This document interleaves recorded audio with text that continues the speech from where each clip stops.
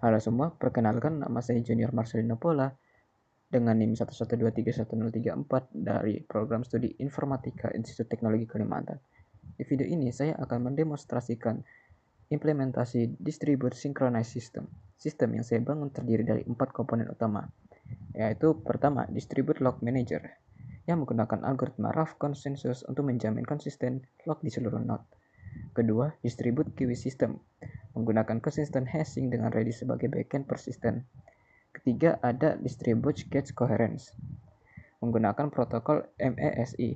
Dan keempat, sebagai tambahan, saya mengimplementasi PBFT atau Practical Byzantine Fault Tolerance. Semua komponen berjalan di dalam kontainer Docker dan berkomunikasi melalui jaringan internal. Sebelum demo, saya jelaskan dulu arsitektur dari sistemnya. Di sini kita bisa lihat 3 klaster utama. Yang pertama adalah log nodes, 3 node di port 8001, 8002, 8003. Ketiganya menjalankan algoritma Raft, di mana salah satu node terpilih sebagai leader melalui proses election. Yang kedua adalah queue nodes di port 8011 dan 8012. Keduanya terhubung ke Redis sebagai penyimpanan persisten untuk pesan-pesan yang dipublish. Yang ketiga adalah cache nodes, 3 node yang di port 8021, 8022, dan 8023 untuk menjalankan protokol MSI untuk menjaga konsisten cache antar node. Dan sebagai tambahan, ada 4 PBFT nodes di port 8031 sampai 8034 yang mengimplementasikan Byzantine Fault Tolerance sampai semua komunikasi antar node menggunakan HTTP JSON melalui jaringan Docker internal bernama SyncNet. Untuk struktur kodenya, saya gunakan Python dengan Fast API untuk setiap node. Ada folder src yang berisi node, consensus, communication, dan utils.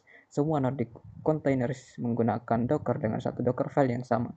Dibedakan hanya melalui environment variable node type. Oke, selanjutnya kita mulai untuk dari build-nya.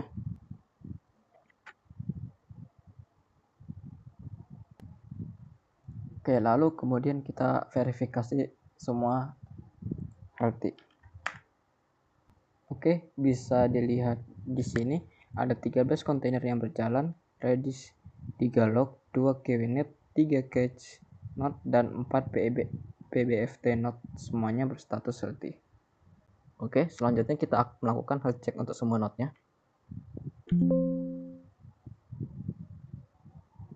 Status node merespon dengan status OK dan menampilkan uptime-nya. Ini membuktikan containerization berhasil dan semua node bisa diakses.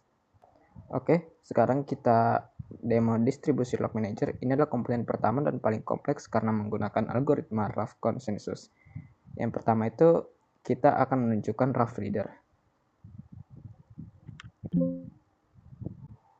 Oke, kita lihat di sini.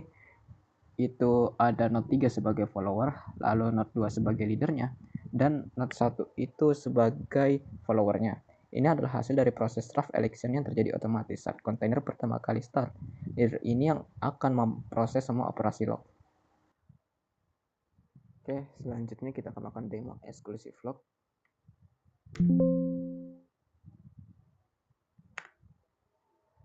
Klien A berhasil mendapatkan exclusive log untuk resource DB granted true. Selanjutnya,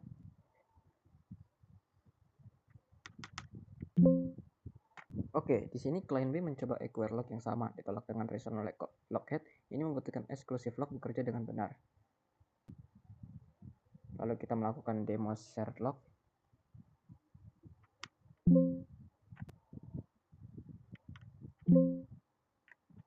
Untuk shared log, dua reader bisa memegang log yang sama secara bersamaan. Keduanya granted true. Ini berguna untuk skenario rate heavy di mana banyak proses perlu membaca data yang sama. Lalu kita melakukan release dan acquire lagi.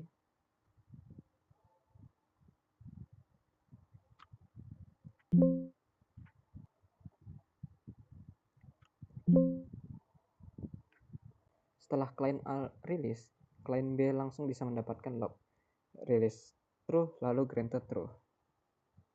Oke, kemudian kita melakukan network partition.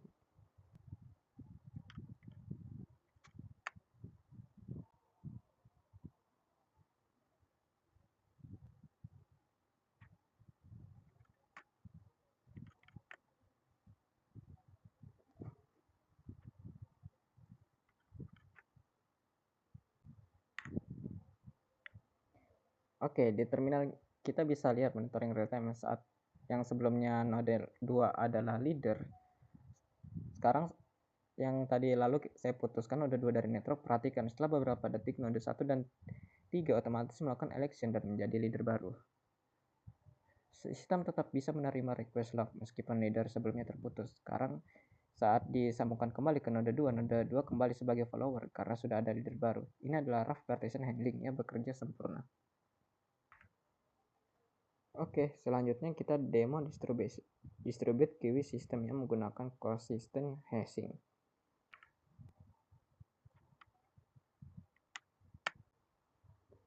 Kita publish 3 pesan, 2 dari node 1 ke topic orders, 1 dari node 2 ke topic logs. Consistent hashing menentukan node mana yang bertanggung jawab untuk setiap topik. Kemudian kita cek panjang kiwi dan topicsnya.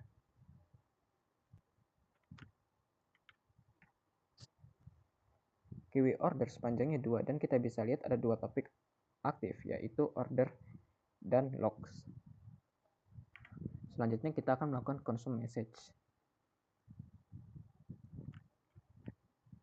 Lalu kita cek panjang kiwi setelah dikonsum. Setelah konsum, pesan keluar dengan informasi consumer ID, timestamp, consumer ad, dan attempts. Panjang kiwi berkurang dari 2 menjadi 1. Pesan tersimpan di Redis sehingga tidak hilang meski node restart. Oke, sekarang kita masuk ke distribute cache coherence. Untuk demo cache coherence menggunakan protokol MSI. Oke, pertama kita write ke cache node 1. Kita tulis data user 1 ke cache node 1, state berubah menjadi M atau modified. Lalu kemudian kita read dari node 1. Read dari node yang sama, hit true state M, data ada dan valid.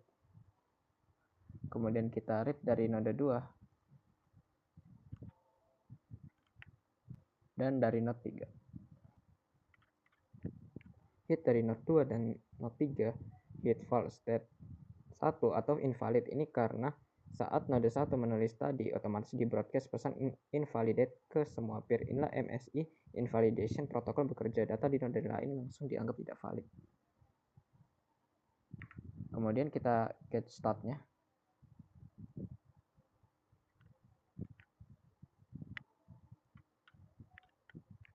Di start node 1 kita lihat hit rate-nya 1,0 atau 100% karena semua read ke node 1 hit. Node 2 hit rate 0 karena semua MSI state di node 1 menunjukkan user 1 state M, di node 2 state E. Selanjutnya kita demo untuk PBFT Bintazine fault tolerance.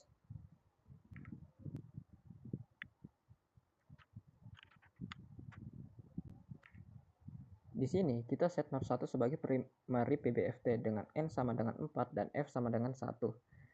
Sistem toleran terhadap maksimal 1 node Byzantine. Lalu kita submit request normal. Request normal berhasil dieksekusi, status OK, execute true. Sekarang node 4 yang dijadikan Byzantine.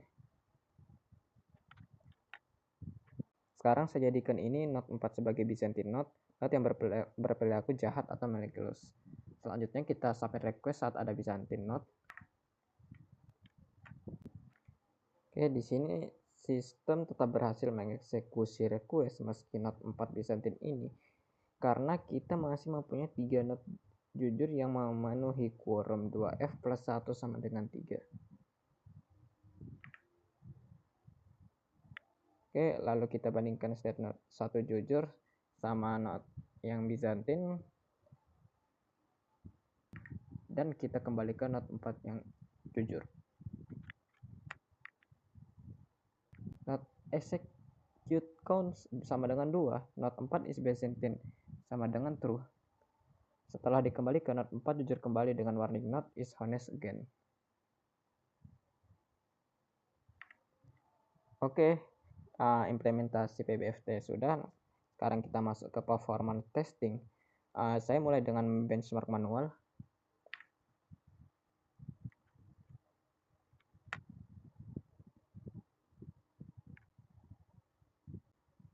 Oke, untuk keyword throughput publish sekitar 110,4 message per detik dengan latensi P50 itu sekitar 4,1 milisecond.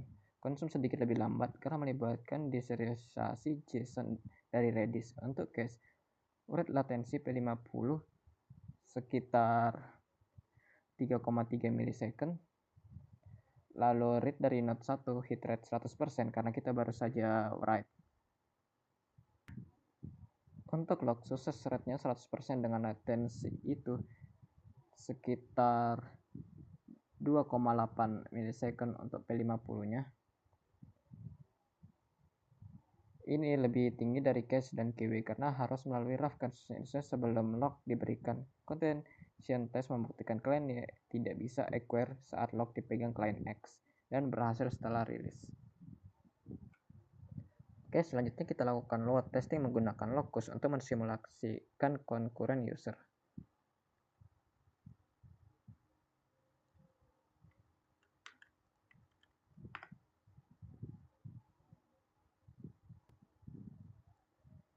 Oke, Locus menyediakan web UI untuk konfigurasi load test. Saya set 30 concurrent user dengan spawn rate 10 user per detik.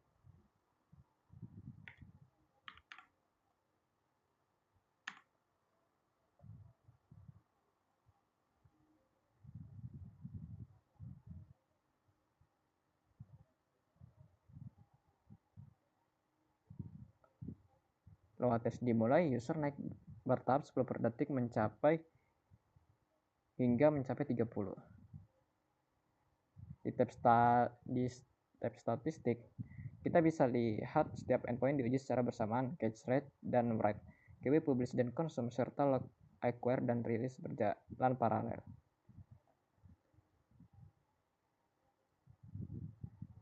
Lalu di tab charts, kita bisa lihat 3 grafik. Grafik pertama, total request per second menunjukkan track per system saat ini sekitar 192 RPS. Grafik kedua, respon time menampilkan median dan P95 latensi. Grafik ketiga, number of user yang naik bertahap sesuai span rate yang kita set. Oke, kembali ke statistik. Kita lihat per endpoint, charge mendominasi karena operasi ringan. Log acquire memiliki latensi lebih tinggi karena konsensus failure rate mendekati 0%. Ini menunjukkan sistem stabil di bawah beban. Oke, berikut adalah hasil unit testing. Ada 12 tes yang mencakup semua komponen, yaitu metric message passing, failure detector, ref, PBFT, LRU cache, consistent hashing, dan deadlock detection. Semua 12 tes peset hijau semua. Ini memverifikasi setiap komponen bekerja dengan benar secara terisolasi. Oke, kita sudah selesai mendemonstrasikan semua fitur. Saya akan menyimpulkan sistem distribusi sinkronis ini berhasil mengimplementasi 4 komponen utama.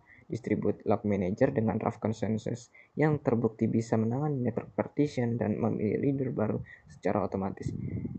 Lalu distribute queue dengan consistent hashing yang menjamin pesan tidak hilang berkat Redis sebagai backend persistent. Distribute cache dengan protokol MSI yang membuktikan invalidation propagation bekerja lintas node. Dan sebagai tambahan, PBFT yang tahan terhadap Byzantine fault. Dari sisi performa, queue mencapai throughput ratusan message per detik dengan latensi single digit millisecond. Cache bahkan lebih cepat karena in memory. Log memang lebih lambat, tapi ini trade-off yang wajar untuk mendapatkan strong konsisten. Kemudian tantangan yang saya hadapi selama pengerjaan ini yaitu sinkronisasi URL antar node dalam Docker Network. Nama host dalam kontainer berbeda dengan localhost di luar, jadi perlu mapping yang tepat. Lalu ada locus class harus digabung acquire dan release dalam satu tes agar tidak terjadi race condition yang menyebabkan error 400. Secara keseluruhan, proyek ini memberikan pemahaman mendalam tentang bagaimana sistem terdistribusi nyata menangani konsistensi, fault tolerance, dan performa secara bersamaan. Oke, terima kasih telah menonton. Semoga bermanfaat. Sekian.